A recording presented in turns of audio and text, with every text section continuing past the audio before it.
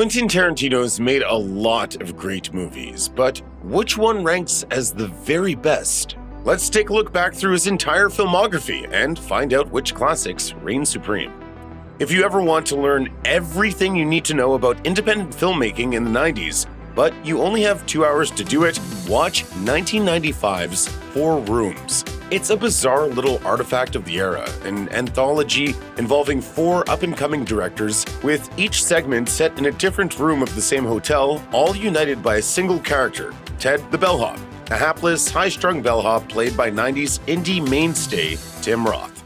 A coven of witches, not an oven. Well, one witch in particular. Tarantino was the biggest filmmaker involved, having just come off the massive mainstream success of Pulp Fiction, and as a result, he got the prime spot as the writer and director of the movie's final segment, The Man from Hollywood. It's not bad either, with Tarantino loosely adapting Roald Dahl's Man from the South, once used as one of the better episodes of Alfred Hitchcock Presents, as a fast-talking farce that skips out on the chills of the original in favor of a snappy punchline about Ted making the most of his increasingly surreal evening. The problem is, it's not great either. It's perfectly fine, but it plays up Tarantino's tendency toward references and homages and winds up feeling pretty slight, especially when it's compared to other segments in the film. Natural Born Killers is really only a Tarantino film on a technicality. He wrote the original screenplay, but by the time Oliver Stone finished his version of the hyper-violent satire of mass media and mass murder, so much had been changed that Tarantino only received a story credit and barely acknowledges it as one of his movies. At the end of the day, Stone found himself far more interested in the way that media sensationalized murder and violence in real-life stories than the straightforward crime story Tarantino wrote. As a result, the movie was rebuilt as a full-on satire. Tarantino's love of over-the-top violence is still there, as is a lot of the dialogue, but thematically, it's a very different beast. The end result is a film that's well-made and extremely compelling, but that's also not really a Tarantino movie in any way that really matters. For a movie that's meant to be about fast cars crashing into each other, Death Proof is extremely slow. There are seemingly endless, fairly pointless conversations that pad out the movie between the 2 big car chases, and they make the film feel longer than it is. For a movie released in 2007, it seems to bounce back and forth between ponderous narrative and lurid high concept. But for good or ill, that's all on purpose. When Tarantino and Robert Rodriguez set out to pay tribute to the Grindhouse double features of the 70s with Grindhouse, Tarantino's half was just a note-perfect recreation of those movies, warts and all. It's not just talky and violent, it's talky and slow in the same way that films like Two-Lane Blacktop and Vanishing Point were talky and slow. And that twist ending where the horror movie suddenly becomes a hilarious slapstick revenge movie, that's pure Tarantino having a ton of fun.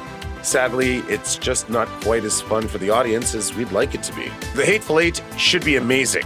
It has an incredible cast that reunites Tarantino with some of the all-stars he'd worked with previously, while also throwing newcomers like Channing Tatum into the mix for good measure. Bringing desperate men in alive is a good way to get yourself dead. Can't catch me sleeping if I don't close my eyes. The stage was set for an incredibly tense thriller that would inevitably build to Tarantino's signature brutal violence, complete with a third-act twist that blew the locked-room mystery element wide open and changed everything. In practice, however, The Hateful Eight was disappointing. Despite featuring some of the most charismatic actors in the business, the paper-thin characters outlived their welcome far before the movie stumbled to the end of its 3-hour runtime. The tension that's baked into the story by bottling up a bunch of suspicious characters wound up collapsing under its own weight and evaporating, turning The Hateful Eight into a thriller that just didn't have many thrills. Jackie Brown is unquestionably Tarantino's most underrated film, and to be honest, it's pretty easy to see why. For one thing, it had to follow Pulp Fiction, and for another, it's so different from his other films that it can't help but seem like the one that doesn't quite fit. There's no over-the-top violence, and it lacks the non-linear storytelling he'd become known for at that point. And perhaps the most unusual for Tarantino, it stands as the only time that he's adapted a novel, Elmer Leonard's Rum Punch, for the screen. But that's also what's great about it. With Jackie Brown, Tarantino showed that he could tell a slightly more focused, smaller crime story that didn't necessarily have to sprawl out into a non-linear epic. As much as it might not seem like it goes with the others, there's a good reason that it's Leonard's favorite adaptation of his own work. When they get it right, Quentin Tarantino and his friend Robert Rodriguez can mesh their styles into action movie perfection. And nowhere is that better illustrated than in From Dusk Till Dawn.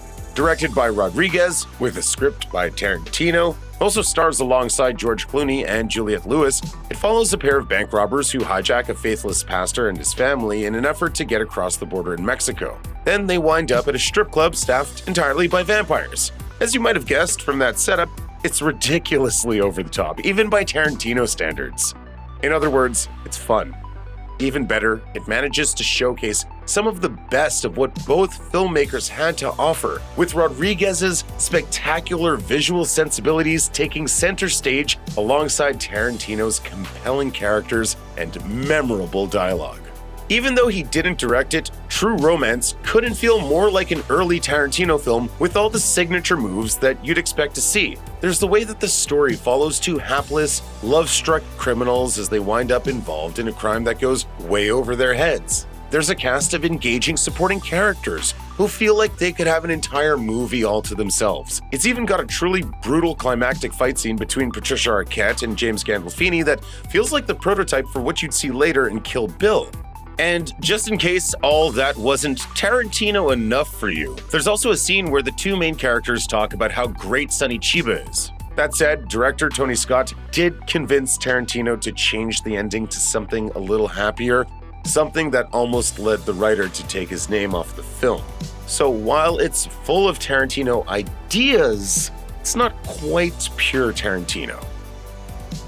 Looking at it on paper, Once Upon a Time in Hollywood seemed like a pretty dicey proposition from pretty much every angle. It was a movie about movies, and while you could say that about every Tarantino flick on some level, this one stripped away the layer of being inspired by 60s cinema and just made that the whole focus of the film. It also dealt directly with the Manson family murders and tackling a well-known, horrifying, and relatively recent tragedy as an action comedy with Tarantino's tendency toward historical revisionism seemed like a surefire way to make everyone mad.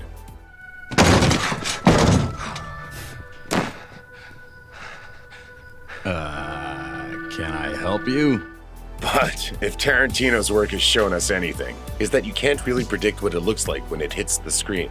And it turned out that asking what would have happened if a washed-up actor and his stuntman buddy fought the Manson family with a flamethrower, a question none of us even ever thought to ask, made for a wildly entertaining film. To say that Tarantino has always worn his cinematic influences on his sleeve is understating things quite a bit, but that's never been more apparent than in the first volume of Kill Bill. Kill Bill is a synthesis of everything that Tarantino loves about Hong Kong martial arts films, revenge epics, and Sonny Chiba's Street Fighter saga, to the point of actually casting Chiba himself in a major role as Hattori Hanzo. What's really amazing, though, is how well this first part stands on its own without feeling like the first chapter of a single movie. It is some of Tarantino's best sequences, including the delightfully brutal showdown with the Crazy 88 at the House of Blue Leaves. It's a film that goes well beyond simple homage and becomes something far better than the sum of its parts. Reservoir Dogs isn't just a phenomenal directorial debut. It's also the prototype for virtually everything that Quentin Tarantino would be doing for the next 25 years. It's all here, from the blood-soaked suspense to the non-linear storytelling to the characters having hyper-obsessive conversations about pop culture shortly before getting into deadly situations. Like a Virgin's not about some sensitive girl who meets a nice fella. That's what True Blue's about. No, granted, no argument about that. It's even got Tim Roth and Michael Madsen, who would go on to be two of Tarantino's go-to casting choices. And that soundtrack, Madsen grooving to 70s classics while slicing off a man's ear, is still one of the most iconic moments of Tarantino's career. That said, prototypes, even great ones, are still meant to be improved upon. Reservoir Dogs laid down the foundation and made Tarantino an instant favorite for critics and audiences alike, but later films would find Tarantino refining his approach and building on what he'd already done.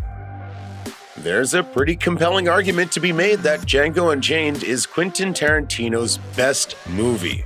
It certainly has some of the best performances, including Leonardo DiCaprio's turn as the truly despicable Calvin Candy. The really amazing thing, though, is that Django ends up balancing every aspect of the story that, in lesser hands, would feel disjointed and full of tonal whiplash. It's a comedy where the gags, like Don Johnson as the idiot leader of an equally stupid gang of Klansmen who get blown up with dynamite, are genuinely funny, largely thanks to Jamie Foxx's endlessly charming performance in the lead role. It's a revenge movie where the bad guys are infinitely easy to hate. It's a story of love and friendship conquering all where the romance is genuinely stirring and where Christoph Waltz is able to earn some sympathy by playing the exact opposite of his character in Inglourious Basterds. In short, it's amazing, but it's not quite the best. The opening scene of Inglourious Basterds, where Christoph Waltz is charming, horrifying Nazi investigator sits across the table from a farmer offering up a tortuously slow revelation and an impossible choice, is one of the most tense, thrilling, and horrifying scenes of the past few decades. But even that's not the best thing about this movie. The scene where Brad Pitt, as the leader of the Bastards, demands 100 Nazi scalps, and Donnie the Bear Jew goes wild with a baseball bat are amazing, but they're not the best thing either. The slow burn reveal with Daniel Brühl as a decorated sniper who reveals that even a polite Nazi is still a Nazi is a brutal punch to the gut.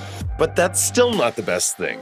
No, the best thing about Bastards is that it's a World War II movie that manages to subvert the one incontrovertible truth about World War II movies. We know how they end. In this movie, though, it's not a self-inflicted gunshot in a bunker that takes out Hitler. It's a handful of Jewish soldiers unloading machine guns in a burning movie theater in one hell of a great ending. Everything we already said about Kill Bill Volume 1 still applies to the sequel. But there's one thing that puts the second volume ahead of the first, an emotional core that underscores the action. If the first movie's focus is on the horrific suffering that leads the bride on her rampage of revenge, the second is about how she chooses to overcome it, literally and figuratively digging herself out of the grave that Bill put her into. And when she actually confronts Bill, their conversation and his crucial, completely appropriate misunderstanding of how Superman works gives the characters far more depth than any blood-drenched, step-by-step revenge movie could. Not that Kill Bill Volume 2 is lacking in blood, of course, but it backs it up with some incredible emotion. Pulp Fiction isn't just Tarantino's breakthrough hit, and it's not just the movie that defined his career. It was and is a pop culture phenomenon with an influence that's still being felt over 2 decades after its release. On its own, it's the movie that made Samuel L. Jackson a household name, resurrected John Travolta's career, and proved that a complicated crime story with a mysterious MacGuffin, told out of order, could be a massive mainstream success. Think about how many times you've seen someone recreate Uma Thurman's twist contest moves on the dance floor, or heard Tarantino's version of Ezekiel 25:17 quoted in place of the actual, much shorter Bible verse. It's a movie that changed pop culture forever and still holds up as a justified classic. Check out one of our newest videos right here. Plus, even more Looper videos about your favorite movies are coming soon. Subscribe to our YouTube channel and hit the bell so you don't miss a single one.